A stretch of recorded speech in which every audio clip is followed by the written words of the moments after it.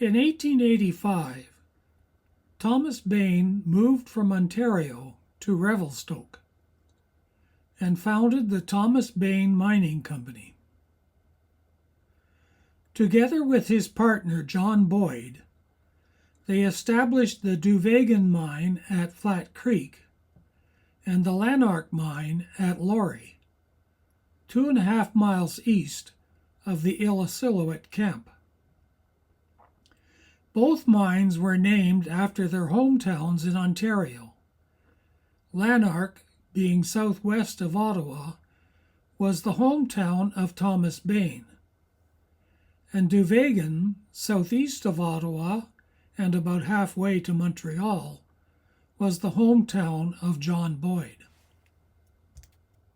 At Laurie, the ore body was found north of the Illecillewaet River, at 2,600 feet above the rail line. In 1896, a 6,550-foot aerial tramway was constructed in 2 legs to reach the mine entrance. The first leg rose 3,400 feet, almost perpendicularly, from the concentrator building at the trackside to a midpoint on a ridge, where a second leg swung out over a deep rocky gulch and on up to the mouth of the main shaft.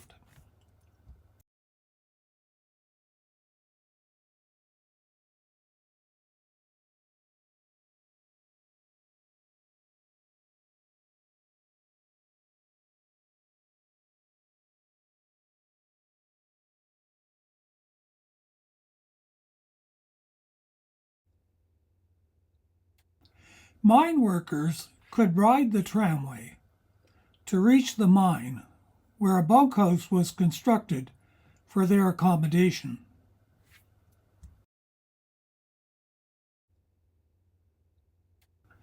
In addition to the concentrator building, storage buildings and a bunkhouse were built next to the tracks.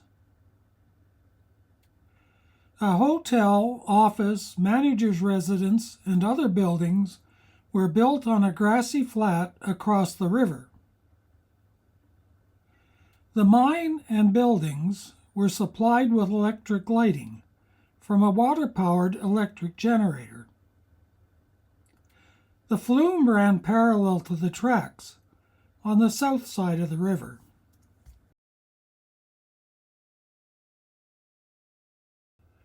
A glowing annual report by the Ministry of Mines in 1896 indicated that the mine had a capability of concentrating 3.5 tons of ore into 1 ton of concentrate at a rate of 100 tons in 24 hours. However, the next year, 1897, the annual report of the Ministry of Mines painted quite a different picture. Apparently, management had disregarded the first rule of good mining by commencing on a vigorous plan of development before the quantity and quality of the reserve were proven. A large gang of men was set to work, mining all the ore in sight, and when this was exhausted and nothing had been done to look for more, work came to a stop. The ore, consisting of silver-containing lead sulfate, also turned out to not be a very high grade in silver. The ore was 66 to 72% lead, and the concentrate was only 57 to 64 ounces in silver per ton.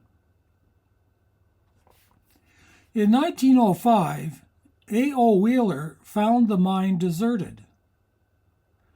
The cable used to lower the ore from the mine, and also used by the miners to ascend and descend in the buckets, had been removed.